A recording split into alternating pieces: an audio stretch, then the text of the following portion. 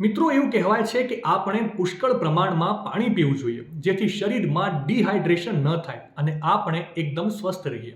પરંતુ નિષ્ણાંતોના મત મુજબ જો વધુ પડતું પાણી પીવાઈ જાય છે તો પણ ઘણી બધી શારીરિક સમસ્યાઓ થઈ શકે છે.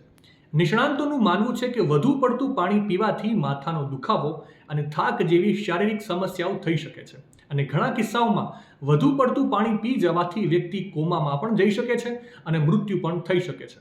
તો હવે સવાલ અહીંયા એ થાય છે કે એક સ્વસ્થ વ્યક્તિએ દિવસમાં કેટલું પાણી પીવું જોઈએ.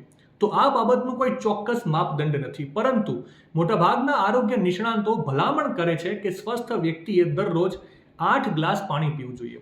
દિવસમાં કેટલું પાણી પીવું તે પર્યાવરણ, કસરત, ગર્ભાવસ્થા અને સ્તનપાન જેવા પરિબળો ઉપર પણ આધાર રાખે છે.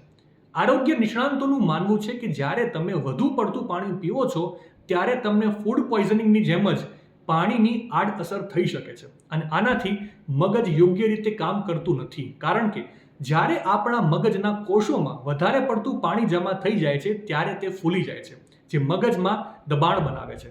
જ્યારે આ દબાણ વધી જાય છે ત્યારે વ્યક્તિને હાઈ બ્લડ પ્રેશર અને હાર્ટ એટેક જેવી સમસ્યાઓ પણ થઈ શકે છે. નિષ્ણાંતોના મત મુજબ જો શરીરમાં વધારે પાણી હોય તો શરીરમાં સોડિયમની ઉણપ થઈ જાય છે અને સોડિયમ આપણા શરીરમાં એક મહત્વપૂર્ણ તત્વ છે જે પ્રવાહી વચ્ચે સંતુલન જાળવવાનું કામ કરે છે. જ્યારે તેનું સ્તર ઘટી જાય છે ત્યારે કોષોમાં સોજા આવી જાય છે, જેના કારણે વ્યક્તિ કોમામાં જઈ શકે છે અને તેનું મૃત્યુ પણ થઈ શકે છે. નિષ્ણાંતોના મત મુજબ આનાથી બચવા માટે જ્યારે તમને તરસ લાગે ત્યારે જ પાણી પીવાનો આગ્રહ રાખો.